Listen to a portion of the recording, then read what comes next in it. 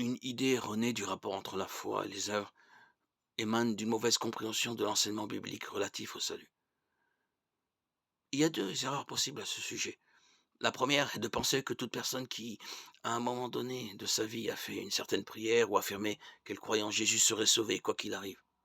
Quelqu'un qui, par exemple, a levé la main lors d'un appel à l'église dans son enfance serait considéré comme sauvé, même s'il ne manifestait aucune volonté de marcher avec Dieu, voire vivrait dans le péché d'une manière flagrante.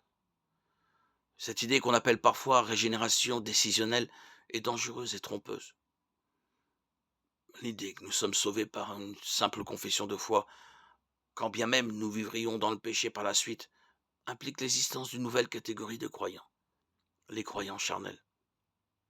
Elle offre aussi une bonne excuse pour toutes sortes de péchés. On peut vivre dans l'adultère, le mensonge ou encore braquer une banque sans jamais se repentir et pourtant être sauvé. C'est juste qu'on est charnel.